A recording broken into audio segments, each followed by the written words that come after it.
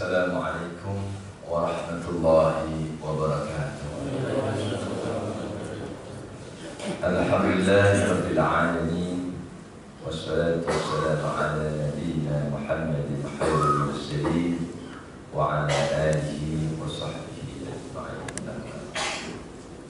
Qala al-musannif rahimahullah wa adamana nabna wa bi'ulumihi fid darain. Al-Fatihah.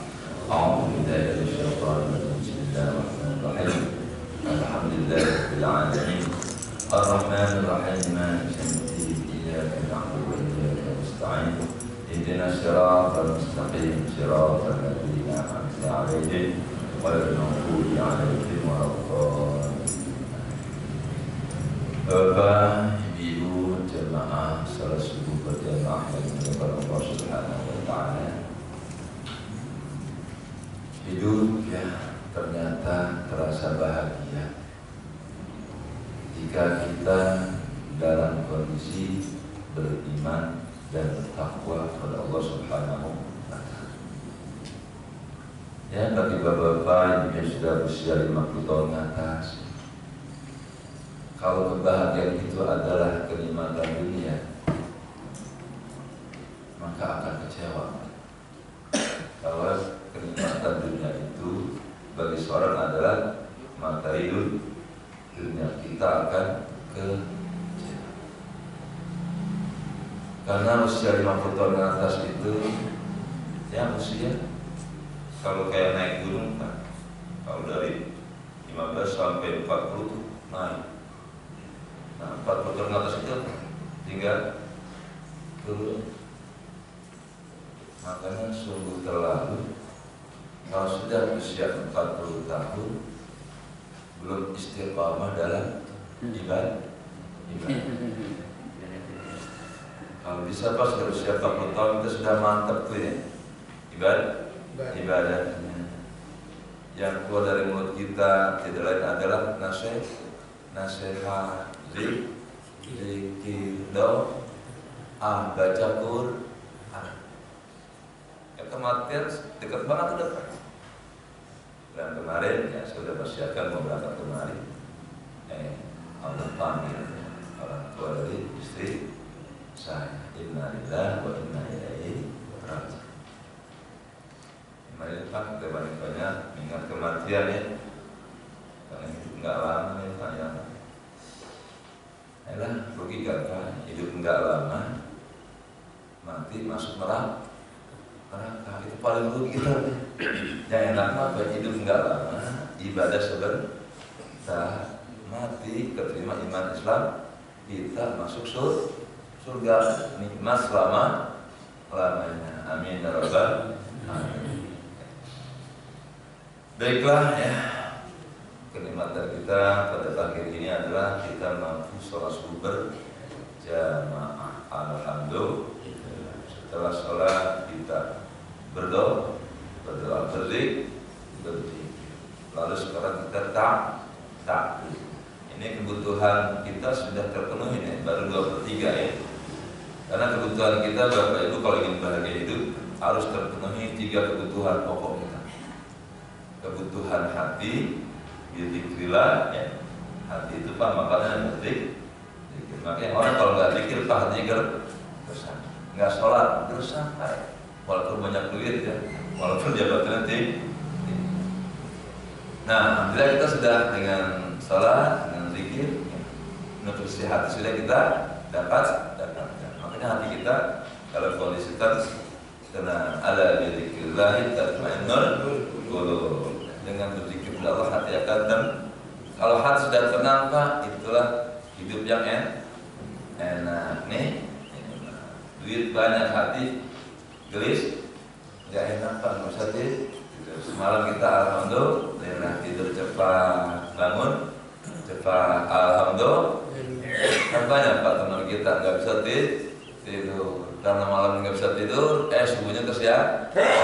Inna lillahi wa inna ilaihi raji'un. Nah sekarang kajian ilmu. Nah, kebutuhan kita yang kedua adalah kebutuhan otak. Apa makanan otak Pak? Ilmu. Makanya otak manusia kalau nggak dikasih nutrisi ilmu akan lumut, gelap, nggak tahu cara beribadah, nggak tahu ya, cara berzikir kagak tahu, cara berbaca Quran kagak tahu, bingung dia mau ngapain hidupnya. Nah orang Islam enak banget ya, sholat tahu ilmunya, cakep sholatnya, Allahu Akbar. Dia baca Fatihah dia tahu artinya, dia baca surah dia tahu artinya, dia ruku, dia sujud, kemudian dia dengan Assalamualaikum warahmatullahi wabarakatuh. Otak kita kalau kasih ilmu hidup jadi jelas. Nah kemudian kebutuhan kita terakhir adalah kebutuhan apa? Perut. Nah untuk perut silakan ntar pulang masing-masing ke rumahnya. Syukur sih ada yang sedekah makanan habis ngaji itu enak banget ya. Habis taklim kita makan bersama. Ada yang bikin nasi uduk, alhamdulillah. Jadi itu varian kebutuhan hati dengan zikir, akal dengan ilmu, perut dengan makanan yang halal, dengan minuman yang halal. Minuman jahe ada, alhamdulillah. Teh ada, subhan. Itu kan iman dapat di dunia ya, bisa minum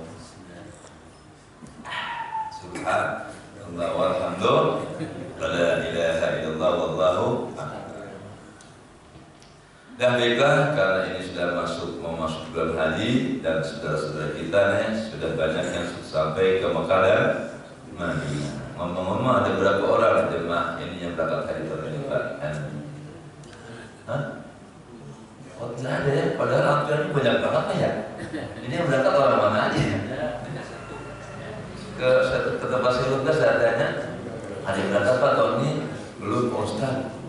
Jadi berangkatnya orang mana ya bisa artinya sampai 20 tahun. Subhanallah. Ya mudah-mudahan ya kalau tahun ini enggak, ya bukan yang berarti enggak mau haji kan di masa ini ya, karena nungguan atau sudah haji semua. Alhamdulillah. Coba yang belum haji ngaco, kita doain ya biar pada berkah itu. Oh ternyata lebih sedikit yang belum haji, yang masih muda-muda ya. Sudah daftar ya? Belum daftar ya. Saya sedikit saya cerita tentang haji itu nggak usah makin duit juga bisa Pak. Ya, nanti pengalaman saya. Baiklah, ya kita kaji sedikit bacaan kita fikih sunnah tentang babul haji. Bismillahirrahmanirrahim. Qala Allah Ta'ala inna awwala baitin wudi'a lin-nas alladzi bi Bakkah mubarakah wa hudan lil alamin. Allah berfirman, sesungguhnya rumah yang pertama kali Allah letakkan di muka bumi ini untuk manusia adalah rumah yang ada di kota Mekah. Mubarakah, rumah yang penuh dengan keberkahan. Enggak masuk di akal pikir sehat kita Pak. Mekah itu bisa menjadi kota teramai di dunia. Enggak ada Pak ya. Padahal daerahnya tandus, nggak ada pohonan, nggak ada.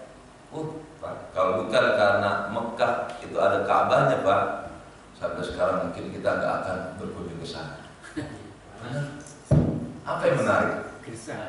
Kalau nggak ada Ka'bah, nggak ada perintah haji Pak, mungkin orang nggak ada yang mau ke sana. Ya. Dengan ada Ka'bah, ya Allah perintahkan haji wa adzin fil nasi bil haji ya'tuka rijalan wa ala kulli dhamirin ya'tina min kulli fajjin amin. Wahai Ibrahim, serukan kepada seluruh umat manusia untuk berhaji ke Baitullah. Ibrahim ketika itu bingung Pak ya, nggak ada mikrofon, nggak ada internet, gimana cara promosiin haji? Nabi Ibrahim adalah tolong promosiin haji. Haji Pak kalau kurang promosi nggak ada datang. Jadi ini Allah perintahkan hai Ibrahim tolong iklankan haji, kasih tahu umat manusia. Nabi Ibrahim bingung, ya Allah, kaifa unadin nas? Bagaimana saya bisa memanggil seluruh manusia di dunia? Sementara suara saya terbatas, belum ada pengeras suara. Suara apa kata Allah? Ya Ibrahim, nadi, tugasnya teh panggil aja.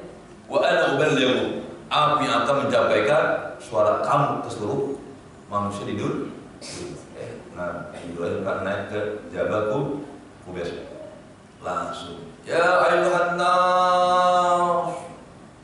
Gitu Pak, Nabi Ibrahim bersuara di Jabal Kubais. Seluruh gunung yang ada di muka bumi apa? Mendek kalau bahasa Betawi, kalau bahasa Indonesia apa? Tunduk. Jadi asalnya menghalangi suara Ibrahim, atas. Langsung suara Ibrahim terdengar oleh seluruh manusia di muka bumi. Nah, panggil aja Ibrahim, tugas itu panggil. Aku yang akan menyampaikan panggilan kepada seluruh manusia. Sampai kepada Indonesia. Kita sudah dengar tuh pada Nabi Ibrahim, alhamdulillah haji, ya alhamdulillah. Yang ketika itu budak nggak bakal haji, dipanggil tapi pura-pura budak. Panggilan Allah pada 3 ya. Panggilan sholat ya, 2 panggilan haji, ketiga panggilan kematian. Makanya sebelum dipanggil kematian yang akan berat, dilatih dulu panggilan pertama sholat. Nah, orang kalau dipanggil sholat aja susah, apalagi dipanggil untuk mati lebih takut. Tapi kalau orang sudah terbiasa memenuhi panggilan Allah dengan sholat hanya ala sholat, bangun. Berat apapun ngantuk bangun, melangkah ke masjid. Itu namanya ringankan untuk ibadah. Orang yang suka memenuhi panggilan sholat gampang, maka nantinya pun ketika meninggal digampangkan oleh Allah Subhanahu wa Ta'ala. Ketika dipanggil sholat susah Pak, itu ketika panggil kematian datang ketakutan. Orang yang terbiasa memenuhi panggilan sholat ketika dipanggil kematian rindu ingin ketemu Allah Subhanahu wa Ta'ala. Subhanallah, aneh kayak hidup ini ya, ada yang takut dengan kematian, ada yang rindu dengan kematian. Karena saya tanya kira-kira Bapak Ibu takut sama kematian apa rindu? Jawab. Oh iya. Rindu. Oh, alhamdulillah. Hal rindu Pak. Kenapa kita takut dengan kematian? Kematian itu apa? Babun, pintu yang harus kita masuk untuk bertemu Allah Subhanahu wa Ta'ala. Nah, orang yang dipanggil haji ya, wa'adzin finnas, Allah panggil untuk haji. Perlu ya orang beriman dengan keimanan ya, sejauh apapun berangkat. Kemarin saya Pak dari Subang, masih cakep banget tuh kebiasaan orang-orang kampung Subang. Yang berangkat haji 1 orang Pak dihias dengan mata. Itu yang nganter Pak, puluhan mobil apa macam, pakai speaker. Iya kayak zaman dulu aja gitu. Kalau di sini kan udah agak cek lah ya, berangkat aja lagi kan. Kalau di sana apa ya Allah. Nah saya berpikir, loh, kenapa kok jemaah haji Indonesia bisa terbanyak di dunia? Bukan semata-mata karena banyak muslimnya, bukan. Ternyata di Indonesia promosi hajinya lebih gencar daripada negara lain. Satu yang berangkat Pak, yang nganter 500 orang. Saya yakin di antara sekian 500 orang itu pasti tertarik, kepengen untuk haji. Beda dengan keluarga kita yang berangkat haji pakai taksi aja. Sama tetangga nggak bilang-bilang gitu ya. Nggak mohon maaf gitu ya. Haji kan ibadah, ngapain bilang-bilang. Padahal haji beda pada dengan sholat. Kalau sholat nggak usah bilang-bilang ya. Jadi berangkat sholat di masjid. Tapi kalau haji mah wa'adzin finnas, beda apa pintanya aqimus sholat dengan wa'adzin. Apa itu adzin? Kasih tahu orang biar pada tahu gitu loh ya. Adzan apa dari kata adzin? Adzan. Sholat aja harus dikasih tahu dengan adzan. Jadi Indonesia Pak, kenapa jemaah haji paling terbesar di dunia? Saya kalau ketemu jemaah haji Pakistan, Mesir, Yordan, Maroko, dan ngobrol, Assalamualaikum ya Haji, kaifa hal? Min aina anta jita ya Syekh? Ana min Maghribi. Maghribi? Kaifa halak Maghribi? Terus kam ada muslimin fi Maghribi, berapa jumlah kaum muslimin di negeri Maroko? Oh, bilang kam ada hujjaj min baladik, berapa jemaah haji dari Maghrib? Hari bilang 10,000 hajjaj. Hari 10,000 bayar. Itu negara Muslim. Mesir dikit Pak, Yordan dikit, Pakistan dikit, Afghanistan dikit. Aksarul hujjaj adalah al-hujjaj min Indonesia. Jemaah haji terbanyak adalah jemaah haji Indonesia, hampir berapa? 200 juta. Jadi semua negara Muslim paling kumpul jemaah hajinya masih banyakkan jemaah haji Indonesia. Ternyata itu ulama-ulama Indonesia itu sangat pintar mempromosikan haji. Dibikin ya walimatus syafa, jemaah ibu-ibu ya, ketika saudaranya berangkat kan pasti doa talbiyah sambil salaman ya, mohon maaf kan selama tetap teman. Labbaik Allahumma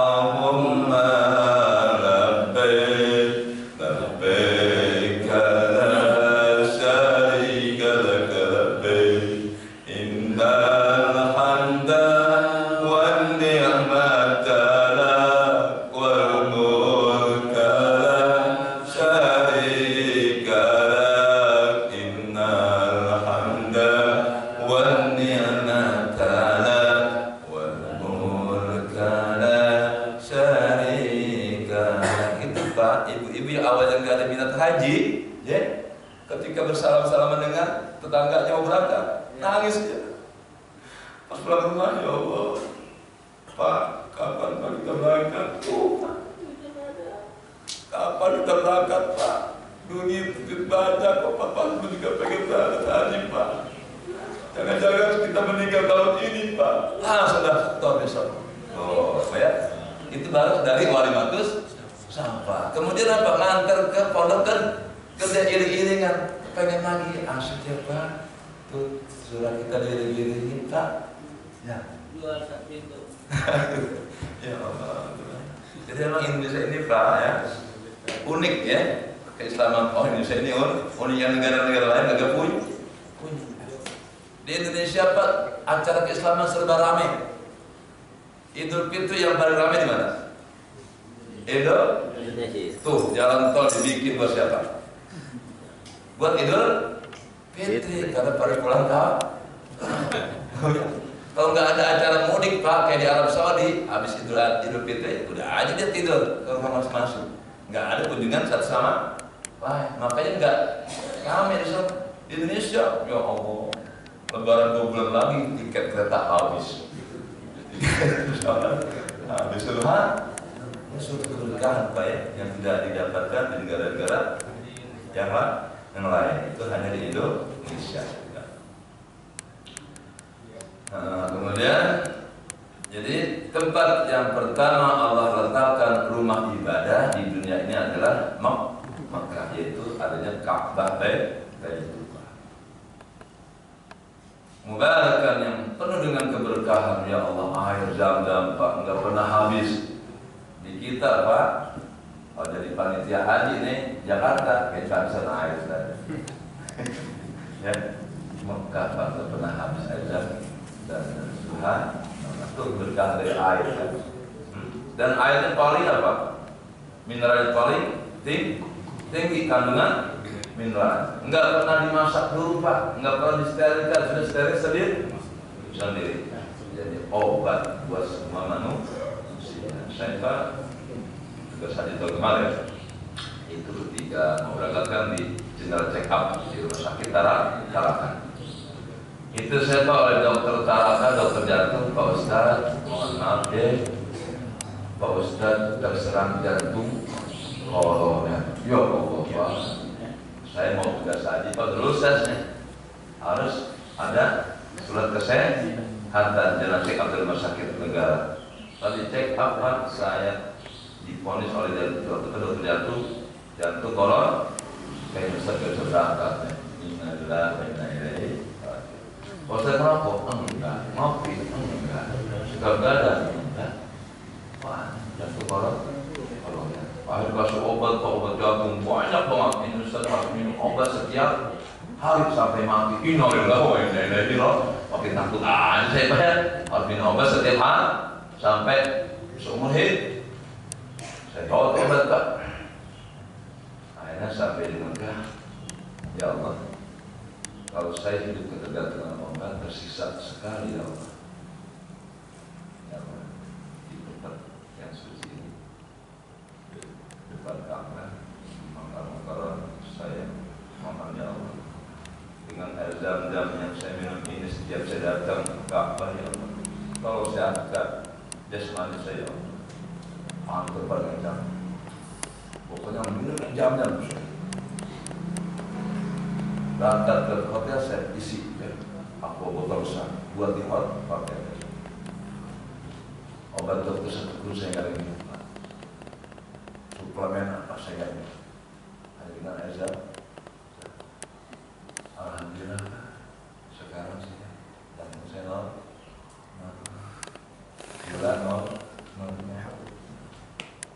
bulan itulah keberkahan baru dari air zam. Belum keberkahan dari ekonomi yang lainnya. Berapa triliun tuh Pak pendapatan Arab Saudi dengan kunjungan 4 juta jemaah hadis ya. Turis kita aja pengen kembali paling berapa kali? Ada nggak sejuta sebulan? Nggak setahun juga belum tentu. Jadi aspek ekonomi semua aspek benar-benar Pak mubarakan.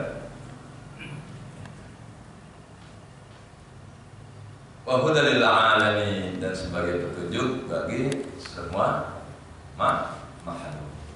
Fihi ayatun bayyinatun maqam Ibrahim. Di rumah itu ada tanda-tanda ya yang sangat jelas, yaitu maqam Ibrahim.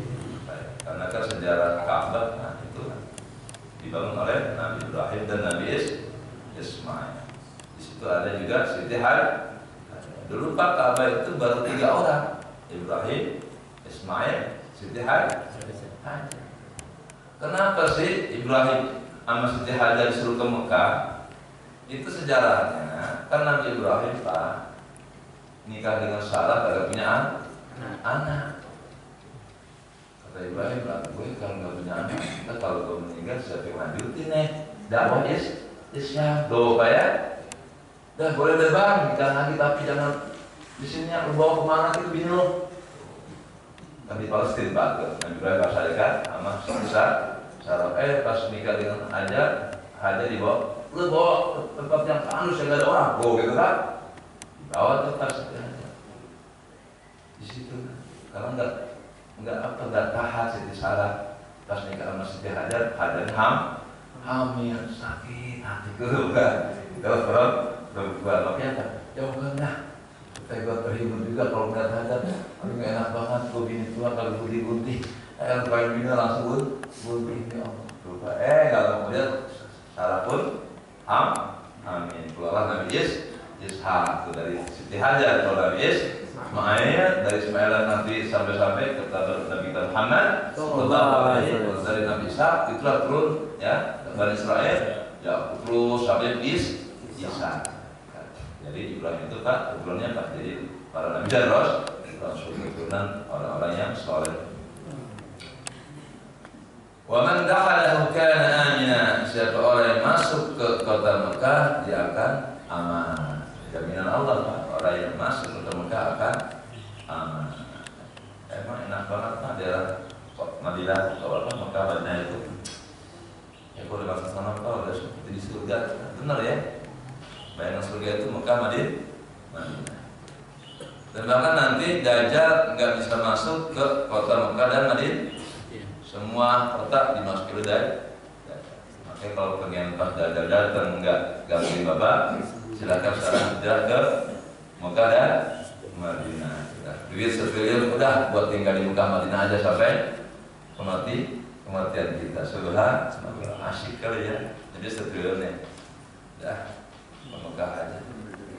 Setiap hari sholat di Masjidil Haram. Subhanallah, asik kan Pak? Jadi setriliunnya Pak. Kira-kira habis nggak Pak? 5 tahun kalau tinggal di Mekah 1 triliun?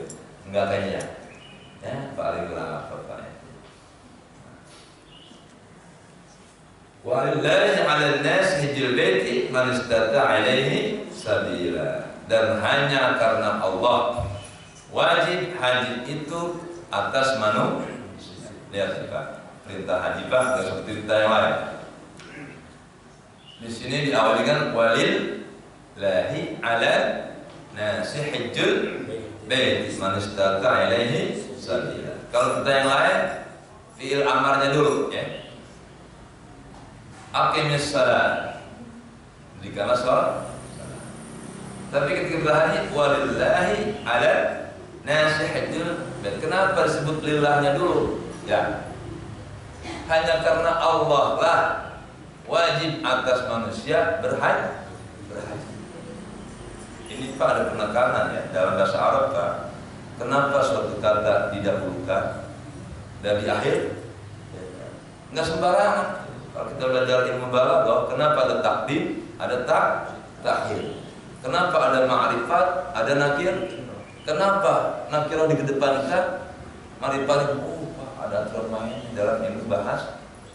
Makanya untuk mengerti kalau ada anak-anak Bapak Ibu yang mampu mendalami bahasa Arab beserta ilmu sastra, dan itu saya rasakan. Saya ketika baca Al-Quran udah saya kaji dari segi sastra. Iya, kenapa kok ketika berangkat haji walillahi 'ala hanya karena Allah. Jadi haji itu Pak, kalau lillahnya kurang ribet. Saya tugas alhamdulillah udah hampir 4 kali tugas haji. Jemaah haji yang lillahnya kurang, dikit-dikit usul, dikit-dikit demo, dikit-dikit marah, dikit-dikit Pak jemaah haji Pak. Pengalaman saya tabiat jemaah haji Indonesia nih. Wah kalau di Indonesia mah pada bilang nanti soalnya kita kompak ya. Oh iya satu kerdu satu rombongan. Sampai Pak di Madinah udah berebut kamar hotel. Oh yang asalnya satu kamar 5 orang, di situ ada 3 orang suami istri sama anak, 2 orangnya orang lain. Apa yang terjadi? Ego mulai muncul. Wah, kunci kamu dapat, dia masuk kamar, anak istrinya dikunci di dalam. 2-nya nggak boleh masuk, dikunci, dia tidur Pak. Akhirnya saya periksa setiap kamar. Ibu, kok ibu belum masuk kamar? Nangis tuh ibu. Ustaz, saya pengen pulang ke Jakarta. Emang apa? Saya nggak boleh masuk. Kalau bilangnya kurang Pak, ribet haji. Jangankan. Makanya Pak, haji itu perjalanan rafas, fala rafasa, wala fusuqa, wala jidal. Jangan jidal. Wah ternyata ya banyak apa? Jidal. Berebut makanan nggak dapat, gimana petugas? Lu korupsi ya? Ya korupsi, pada dikit-dikit kan dituduh korupsi. Nah, bilang ya, minta. Jadi lillah, makanya lillahnya kuat. Ya, belum dapat kamar. Apa salahnya sih dia ke Masjidil Haram aja? Titik. Besok apa petugas Pak? Saya belum dapat kamar. Dicari. Kenapa nggak dapat kamar? Bukan dikurang kamar. Ada temennya yang zalim berbuat fasik, kan dalam haji jangan fasik. Dia fasik. Ya Allah, Pak, bakal saya ketemu 2 orang besar Pak. Ini dia, nggak saya sebut namanya, takut ada yang kenal ya. Dia adalah saudaranya pejabat tinggi. Bahkan ketika itu yang masih benar dikatakan nanti kesehatan. Harusnya 5 orang tuh Pak kamar, diisi dengan dia 2. Emang orang gede-gede Pak. Yang 3 ini nggak boleh masuk. Pas saya ketok, Assalamualaikum Pak Haji, mohon maaf, ini jatah kamar 5, kenapa yang 3 2? Pokoknya kalau sampean masukin yang 3 itu, saya pukul kalian. Gimana? Mau ditondong saya. Biar saya ditangkap polisi. Mau bilang apa Pak? Ayo kita, saya ngalah aja. Ayo Bapak ikut ke kamar saya yuk. Tidur di kamar saya tidur di sofa. Oke, ya. Bisa kita lapor ke saya, kita datang Pak, ada majalah gini. Pas datang Bapak Kalau tetap nggak boleh memasukkan temennya, bapak sekarang nggak saya pulangkan. Takut. Haji Pak kalau kurang lillah, seorang istri nih Pak, yang anaknya masih kecil. Kalau seorang suami rata-rata ada ketika berangkat haji Pak semangat ya. Kalau istri kita Pak, yang anaknya masih 1 bulan masih nyusu, kita tinggal haji. Ini pengalaman saya dengan istri saya, anak saya baru 40 hari lahir, harus berangkat. Di mana? Anak saya bayi nyusu ya. Nah kalau mati gimana? Ya Allah Pak yang ini. Lah. Makanya kalau haji itu udah ke depan aja, jangan ke belakang. Nggak usah minum belakang, udah tinggalkan dunia yang fana ini ya. Anak tinggalkan, temui Allah yang menciptakan anakmu. Nanti Allah yang akan melihat kamu lebih cinta anak apa Allah? Tuh gitu Pak. Walillahi 'alan nasi hajjul. Yang lagi punya jabatan, Pak Helmi dulu masih menjabat, berangkat haji. Kan jabatan semua tinggal itu kan? Mikir Pak ya. Hah? Jadi RT enggak jadi berangkat haji. Ntar kalau berangkat haji, RT gua ada yang ngambil. Innalillah. Pak, haji itu benar-benar sama. Makanya Pak, haji itu bahkan lebih besar pahalanya daripada jihad fisabilillah. Tinggalin anak, tinggalin kampung halaman, tinggalin orang tua, tinggalin saudara, tinggalin harta, tinggalin rumah, tinggalin semuanya. Lillah, hanya karena Allah. Biarin, diambil orang biarin, ludes biarin, kebakar biarin. Yang penting aku bertemu Allah Subhanahu. Itulah ya salah satu hikmah haji. Makanya orang kalau sudah haji Pak, udah didiklat ya selama 40 hari, pulang nggak boleh sedih lagi, nggak boleh cengeng lagi, kehilangan harta ya udah. Istri misalnya nyuci gelas ya Pak, gelas kesayangan dari Singapura, kadang-kadang itu ya, ada gelas dari Singapura,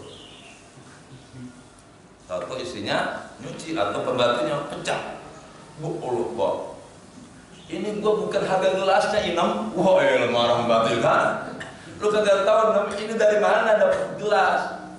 Nggak main-main dari Singapura. Ketika gua diundang, wah sama kerat, ya Pak maaf, kagak bisa, gua pecat. Oh, baik gara-gara orang yang haji enggak begitu sikapnya. Sebesar apapun musibah yang terjadi, Ina mencari gelas, prank. Ya saya istri saya marah-marah. Pak, Ina tuh berani saya pasang gelas, tukang antar kita mau dipecahin gelas, Ina kagak tahu dulu. Jemaah haji Pak. Sudah pecah kan? Iya. Bisa nggak sambung lagi? Ya kagak, ya sudah gugur. Daripada belinya mencelakakan itu. Tapi kan itu kenang-kenangan. Ya sudah, nanti kita berangkat lagi ke Singapura. Coba, nggak mau cakep banget ya. Ya cakep tuh suami gitu ya. Tapi kenyataannya apa? Wah, walillah adanya hajjul baiti man istata'a ilaihi. Wa man kafara fa inna Allaha ghaniyyun 'anil 'alamin. Siapa yang kufur, tidak menerima perintah haji, menolak perintah haji, berarti dia kufur. Makanya ulama bersepakat bahwa orang yang menolak perintah haji kafir. Hati-hati loh ya. Orang Islam kaya raya, sama gurunya disuruh udah berangkat haji, gak bisa dah, ngapain haji? Kafir tuh Pak ngomong gitu. Ya. Lebih baik apa jawabannya? Insya Allah Ustaz, mungkin belum saatnya gitu. Daripada langsung menentang perintah haji, menentang perintah sholat, lebih baik apa? Orang itu enggak sholat, tapi dia tidak nentang. Beda loh Pak ya. Kita enggak makan babi Pak, tapi kita menghalalkan babi buat orang lain. Nah, kita orang lain yang makan babi enggak kafir, hanya dosa besar. Istighfar, taubat, diampuni. Orang yang menghalalkan babi walaupun dia enggak makan babi kafir. Nauzubillah min. Makanya guru ngaji di situ ya. Enggak boleh tahrimul halal wa tahlilul haram. Orang yang menghalalkan yang haram kufur. Orang yang mengharamkan yang halal kufur, yang menghalalkan yang haram pun balik. Enggak boleh yang haram dihalalkan, yang halal diharam. Udah kalau belum sempat haji, enggak usah bilang apaan Pak. nggak wajib kok saya yo. Nah, falau ankara wujubahu munkirun kufrun wartadda 'anil Islam. Kalau ada orang mengingkari wajibnya haji, dia kufur dan murtad, keluar dari agama Islam. Kalau mati itu orang jangan disolatkan, jangan dikafani, jangan diurusin mayatnya secara Islam. Kalau mendengar tetangga ngomong seperti itu menolak perintah kewajiban haji. Atau ada tetangga menolak perintah sholat, sholat itu apaan tuh sholat? Kalau wajib, yo, iya gitu Pak. Itu kalau disuruh itu umum dia mati, umum kali masjid. Ini orang murtad. Jangan diurusin jenazah Israel, Islam, jangan dikuburkan di kuburan orang Islam. Itu hukumannya kalau murtad. Fadl ya keutamaan haji ya. Ada sebuah hadis tentang keutamaan haji, kenapa tuh orang berbondong-bondong ini haji. An Abi Hurairah qala su'ila Rasulullah sallallahu alaihi wasallam ayyu a'mal afdal ya Rasulullah, amal apa yang paling utama dalam Islam ini? Qala imanun billah wa rasul. Amal yang paling utama adalah iman kepada Allah dan Rasul. Kedua, jadi orang Islam terlebih dahulu. Jadi iman itu Pak amal yang paling utama dari segala. Karena haji sia-sia tanpa iman, salat sia-sia tanpa iman. Jadi iman dulu. Sembah ada apalagi ya Rasul? Jihad fi sabilillah. Jihad di jalan Allah sampai nyawa kami hilang dalam perang fi sabilillah. Itu kan berat mepet ya. Orang kafir Pak suruh beriman berat Pak. Orang Nasrani suruh masuk Islam, berat. Apalagi seorang raja, Nabi kan ngirimin surat raja Herakl, raja Mesir kirimin aslim taslam. Udah ada Nabi Pak masuk Islam ente enggak berhadapan dengan kamu. Aslim taslam. Pernahkah kita Pak ngajak orang kafir untuk Islam?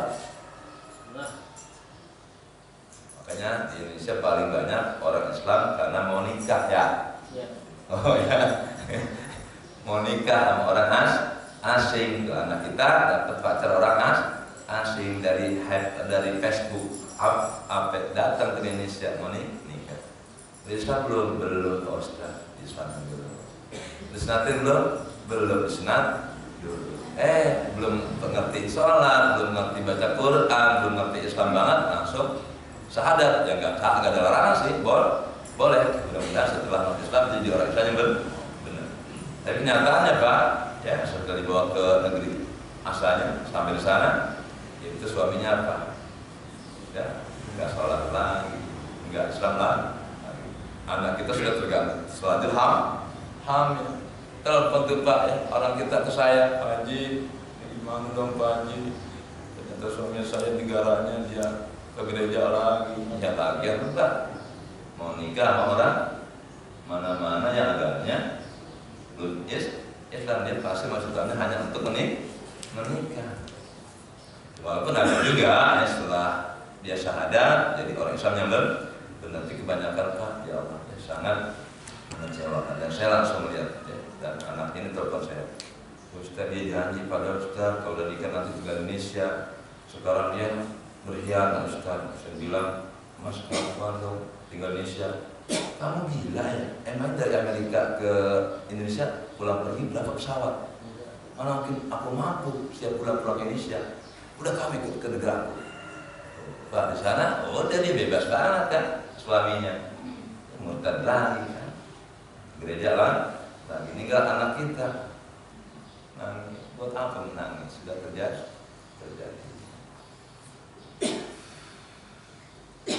Sunnah kemudian apa lagi Rasul? Hajjul mabrur. Yang ketiga, amal yang terbaik adalah haji mabrur. Pertama, al-iman billah wa rasulih. Kedua, jihadun fi sabilillah. Ketiga, hajjul mabrur. Wal hajjul mabrur laisa lahu jazaa illa jannah. Haji mabrur itu balasannya tidak lain adalah surga.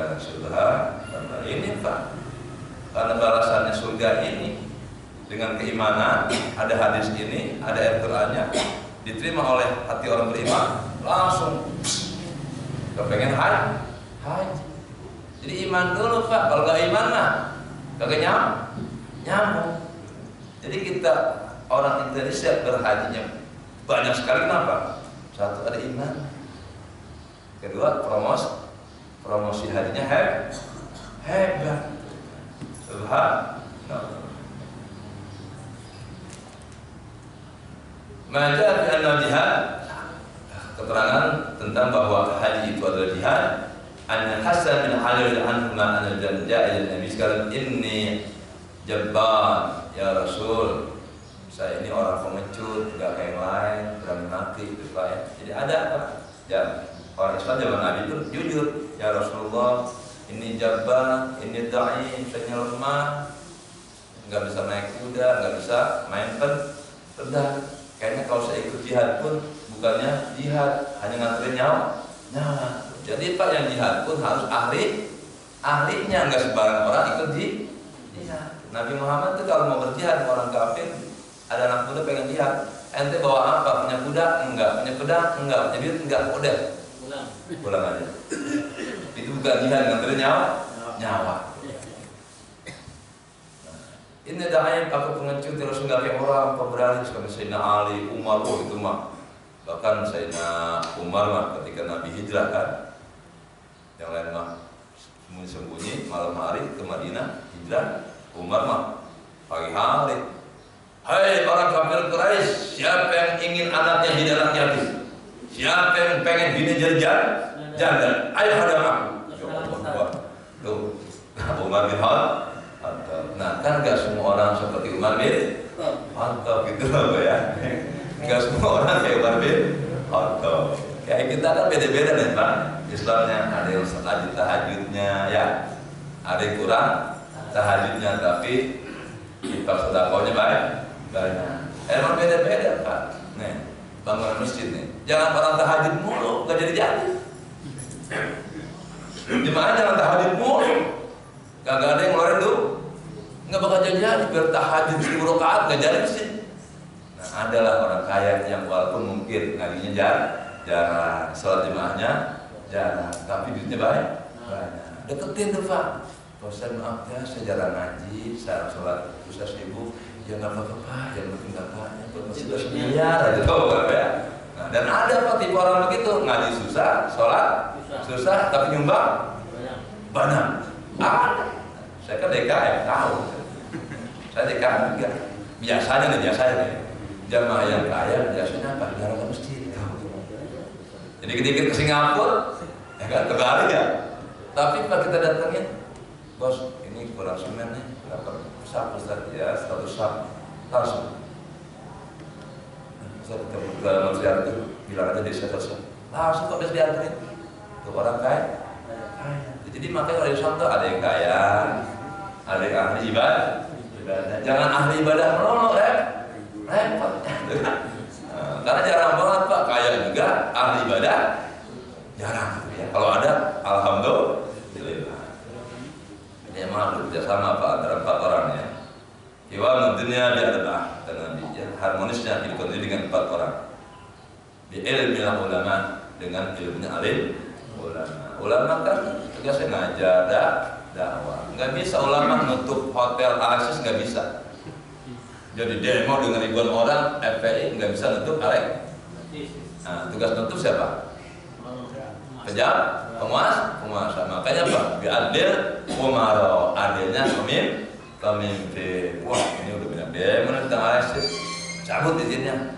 Trap, Anies Teken, tutup Pak, tuh kan? Jadi kerjasama yang baik, ulama Pak kasih bisikan, Anies tolong itu perusahaan masyarakat itu hotel itu banyak temannya. Oh iya, coba diperiksa. Oh iya, penguasa dengan tangannya. Meneramin kemunkaran pada bayar biar. Kalau ada kemunkaran, babat kemungkaran dengan tangan, bukan dengan pedang, dengan pulpen. Ditutup. Oh, udah Pak. Ketiga, sahawatil agniya. Hidup dunia ini akan harmonis kalau orang kaya dermawan. Pemerintah Pak nggak bisa jalan kalau orang kaya kagak bayar zakat, kagak bayar pajak ya. Ulama pun susah dakwah Pak kalau kagak ada jemaah yang kaya. Nah kan Nino, ini kan duit. Nah, transport pemulung atau penceramah duit. Nah kalau nggak ada yang kaya, susah kan. Haji juga pakai duit, korban pakai. Coba kalau nggak ada yang punya duit, nggak ada yang korban besok ya. Tuh. Jadi sahawatul agniya, dermawannya orang kaya. Yang terakhir apa? Wa du'ail fuqara, doanya orang miskin. Orang miskin Pak, kalau dia melaknat orang kaya langsung Pak dijaga.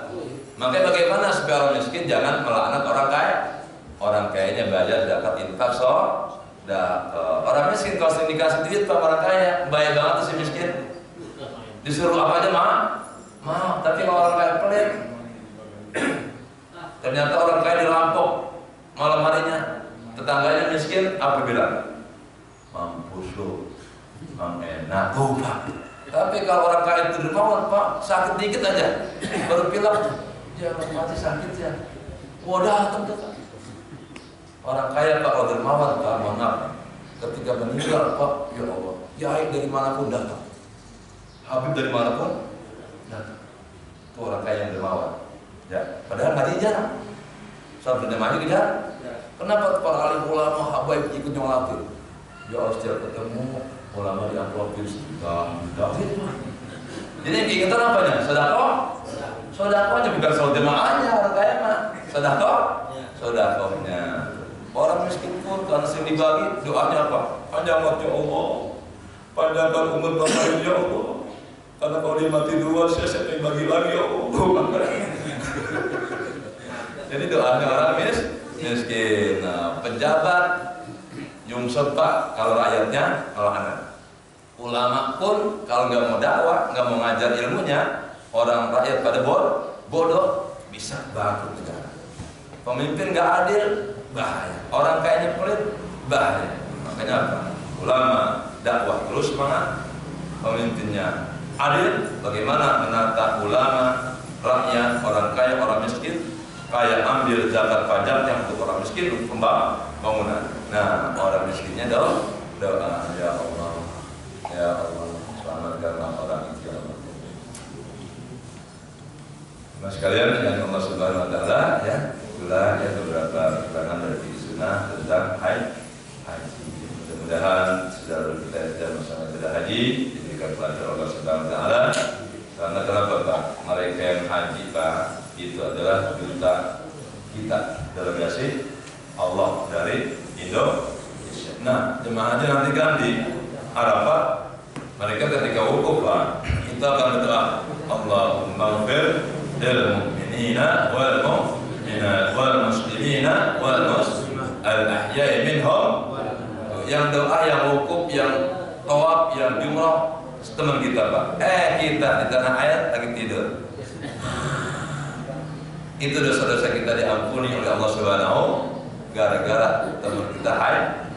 Karena ada sebuah hadis, ghafarallahu al-hajj wa liman istaghfara lahumul hajj. Allah akan ampuni dosa orang yang berhaji dan dosa-dosa orang yang dimintakan ampun oleh orang yang berhaji. Alhamdulillah, itulah ta'awanu 'alal birri wat taqwa wa la ta'awanu 'alal ismi wal 'udwan. Demikian kajian kita pada ini.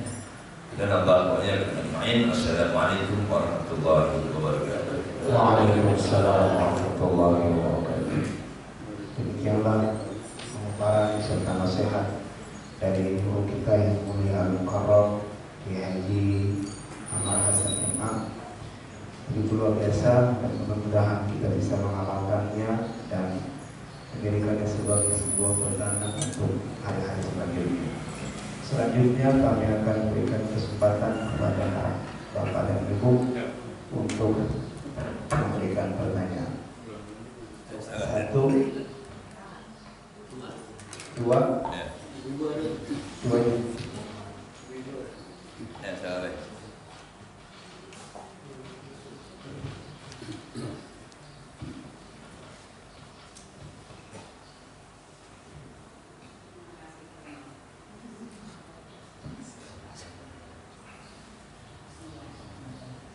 Assalamualaikum warahmatullahi wabarakatuh. Waalaikumsalam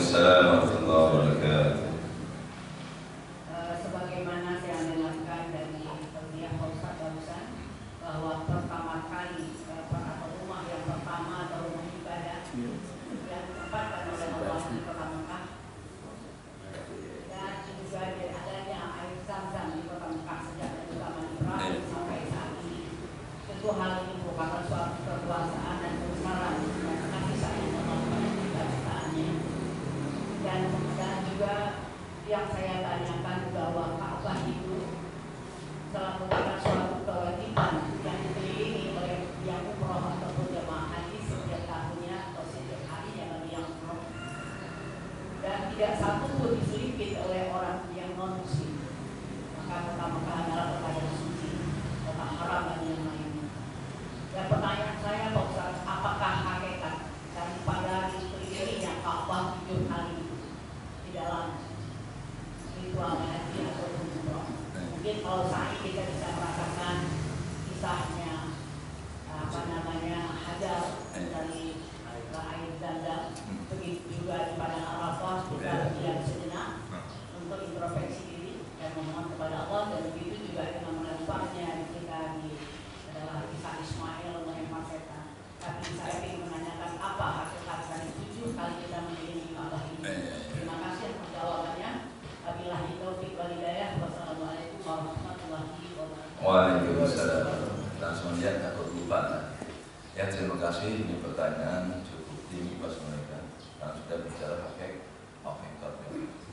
Sebenarnya bukan hakikat, mungkin yang kita bisa tadi hanya hikmah. Kalau hakikat tidak ada yang tahu, tidak Allah Subhanahu wa Ta'ala. Nah, baik Ibu, sedikit penjelasan saya. Ka'bah yang ada di bumi ini itu bagaikan aras di langit. Jadi para malaikat itu baru keliling aras setiap detik. Nah, di bumi ya, itu dikelilingi oleh manusia. Selagi ada keseimbangan tawafnya malaikat di Baitul Ma'mur di aras sana dengan tawafnya hamba Allah beriman di sekeliling Ka'bah, itu kan akan terjadi ya keseimbangan alam semesta.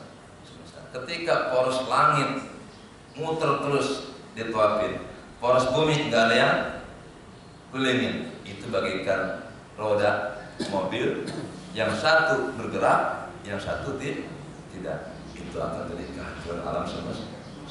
Itu dari segi filosofi yang saya pernah baca. Jadi itu kaitannya malaikat tawaf di aras, manusia di bumi. Jadi ada kesamaan ibadahnya malaikat dengan ibadahnya manusia. Dan ternyata Bapak Ibu sekalian, rukun Islam yang 5 itu adalah menjiplak dari ibadahnya malaikat. Jadi dalam rangka at-tasyabbuh bi malaikatillah, kita menyerupai makhluk Allah yang sangat suci, yaitu malaikat, dengan rukun Islam yang 5. Pertama syahadat, asyhadu an la ilaha illallah. Siapa yang bersyahadat? Hanya 3. Allah, malaikat, orang beriman. Syahidallahu annahu la ilaha illa huwal malaikatu wa ulul ilmi. Kita alhamdulillah bersyahadat. Itu kesamaan kita dengan malaikat. Kedua, sholat.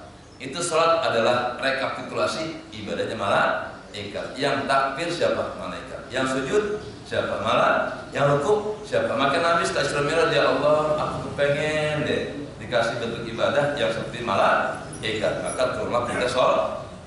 Kemudian haji itu pun menyerupai malaikat, karena malaikat pada wukuf di aras, kemudian juga di Baitul Ma'mur mereka tawaf. Ya Allah, aku kepengen ibadah seperti malaikat. Ada perintah haji. Ya Allah, malaikat nggak makan, nggak minum, nggak kawin, nggak tidur, pengen umatku ibadah seperti malaikat. Allah kasih puasa. Ya Allah, malaikat itu nggak butuh dunia, bahkan untuk orang lain aja. Berikan ibadah kepadaku ya Allah seperti malaikat. Zakat. Maka kita membuang harta kita untuk orang lain. Enggak. Orang kalau sudah seperti malaikat, kedekatannya subhanallah. Nah, itu kenapa tawaf? Filosofi tawaf itu apa sih? Berkeliling.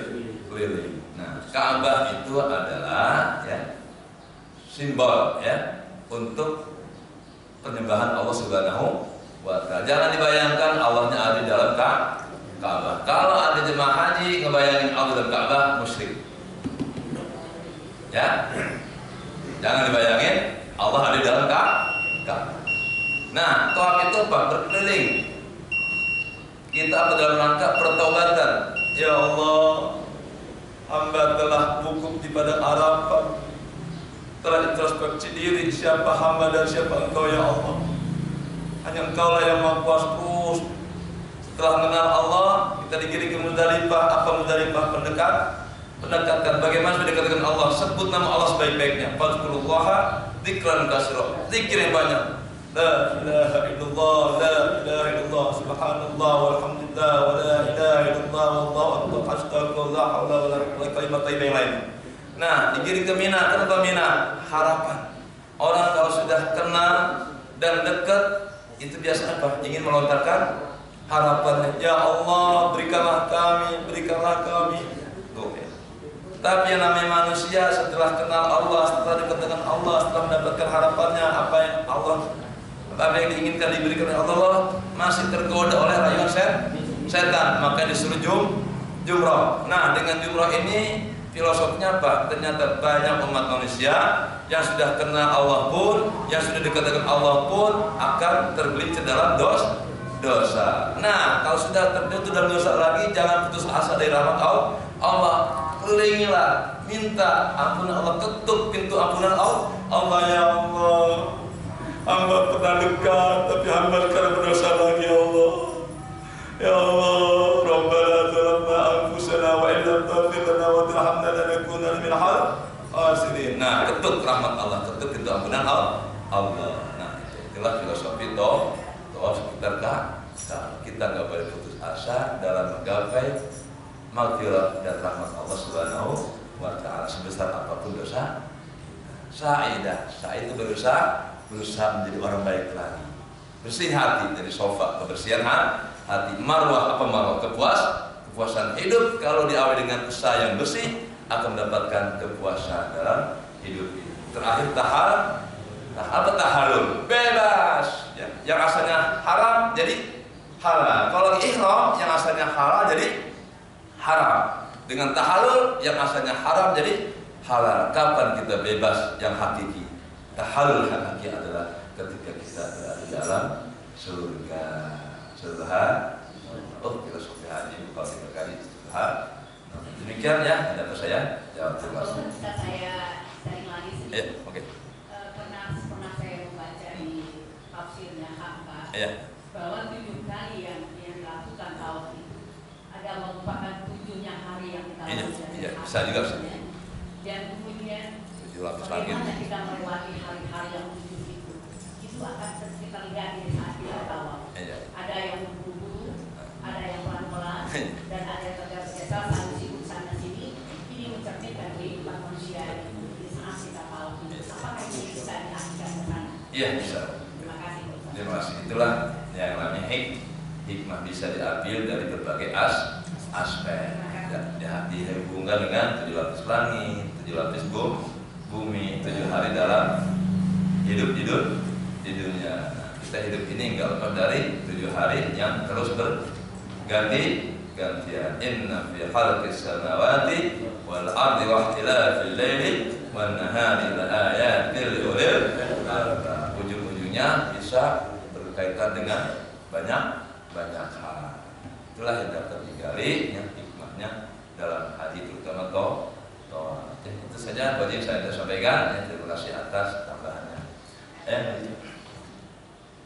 Assalamualaikum warahmatullahi wabarakatuh. Terima kasih atas waktunya dan Ustaz. Tentang perjalanan haji itu melalui berbagai cara. Ada yang melalui Departemen Agama dengan berbagai kesederhanaan, antri dan sebagainya, karena mendapatkan penginapan di apartemen yang juga terlalu sederhana.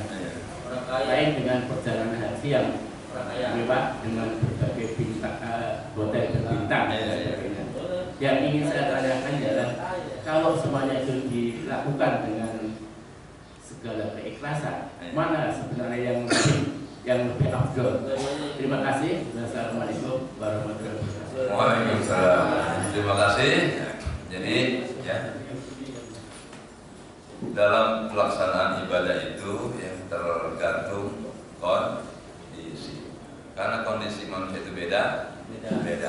Ada yang kaya, ada yang ya bukan miskin. Kalau miskin nggak boleh haji ya, setengah kaya. Jadi sarananya yang disiapkan oleh pemerintah ya mengikuti kondisi warga Indonesia. Nah, kalau untuk orang kaya, pejabat tinggi, itu dia kalau lewat yang reguler ya kasihan, dan dia karena lebih dipentingkan oleh negara. Nah, makanya dia hajinya hanya kadang-kadang 2 minggu kayak sekda, gubernur itu kan kalau tugas haji hanya setelah wukuf kemudian pulang. Kenapa? Dibutuhkan oleh rakyat. Nah, kalau rakyat biasa silakanlah berlama-lama di Mekah dan Madinah. Nah, mengenai keikhlasan kita tidak ada yang tahu mana yang paling ikhlas. Bisa jadi yang on plus yang paling ikhlas. Nah, bisa jadi yang reguler yang paling ikhlas. Jadi semuanya apa? Akan diterima oleh Allah Subhanahu wa Ta'ala. Jadi hidup ini memang sudah terlanjur perbedaan warna kulit, perbedaan kemampuan. Bahkan yang enggak haji pun kalau kagak mampu mah kagak wajib haji. Nah, kenapa haji begitu Pak? Ya, mohon maaf ya untuk yang dari beragama. Itu masalah hotel Pak. Sekarang ya pemuda agama pun cakep-cakep. Mudah untuk yang reguler pun cakep-cakep. Kemarin saya pun dapat hotel yang karena dikocok Pak ya. Karena semua hotel itu ya ada yang jauh, ada yang dekat. Dikocok oleh menteri agama. Nih, oh Jawa Barat dapatnya di Sisa. Oh DKI dapatnya di Misfala. Oh orang Aceh dapatnya dekat banget sama Ka'bah. Jadi emang hasil apa? Kocokan. Apa namanya? Kalau baca kocokan? Undi oleh Menteri Agama Solo Kambil Pak diundang 35 provinsi. Nih, jemaah haji sampai dengan fokus ya. Kenapa? Ada yang dekat Ka'bah, ada yang jauh. Awas kasih informasi kepada rakyatnya di provinsi masing-masing bahwa ini hasil undian. Karena kalau nggak diundi Pak berantem lagi aja. Kenapa sih DKI cap-cap hotelnya? Padahal banyak Pak jaga DKI pun saya pernah yang jauh sama sekali, hampir 7 kilo. Orang Jawa Barat dekat Ka'bah. Jadi masalah haji sebenarnya di Indonesia ini paling bagus Pak ya. Kalau di India Pak saya mohon maaf saya ngalamin ya. Kalau di Indonesia itu Pak teratur betul ya. Administrasinya, perlindungannya, jaminan keamanannya benar-benar diatur oleh pemerintah. Negara-negara lain Pak ya Allah ada yang tidur di jalanan. Ada yang tidur di jalanan dan mati nggak ada yang ngurusin. Kalau di rumah kita Pak, ada yang meninggal, ketua kloternya turun tangan, TPI hanya TPI ada jauh, Pak dipantau, disolatkan di Masjidil Haram. Kalau di mana-mana Pak, India, saya kan pernah kematian di masa itu, saya pantau, wah ini mayatnya terus, saya sholatnya terus, antar. Nah ini cuma India Pak, disolatin di pemandian aja, sama amilnya kalau sini kita 2 orang, Allah, langsung kubur Pak. Cuma kita Pak alhamdulillah. Meninggal langsung protek maktab langsung soalkan di masjid informasi ke Kementerian Agama meninggal. Subhanallah Indonesia makanya apa yang paling teratur lah ya tentang perhatian Indonesia dan jemaahnya pun katanya paling taat alhamdulillah bahkan dengan jemaah ya. Jadi mengenai keikhlasan kita tidak lihat tahu Allah Subhanahu wa Ta'ala mudah-mudahan semuanya diterima oleh Allah Subhanahu wa Ta'ala amin ya rabbal. Ya demikian kita saya demikian. Assalamualaikum warahmatullahi wabarakatuh. Demikian pengajian pada pagi hari ini. Semoga bisa Allah Subhanahu wa Ta'ala. Amin. Sebelum menutup ada informasi dari pengurus pagi Jawaban. Saya tanya. Jam 8 ada pernikahan.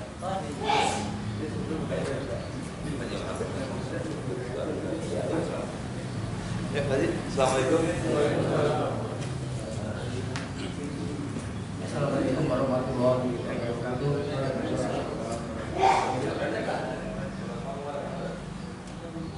Yang kami hormati Bapak-bapak dan Ibu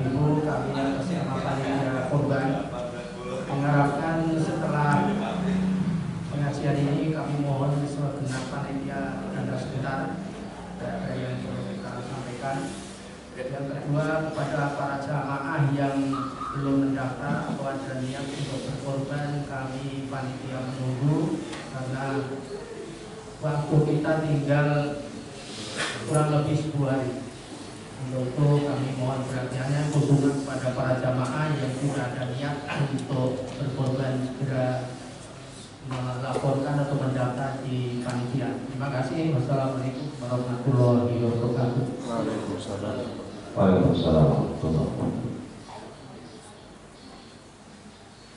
Mari sama-sama kita melakukan majelis ini dengan doa kafarah majelis.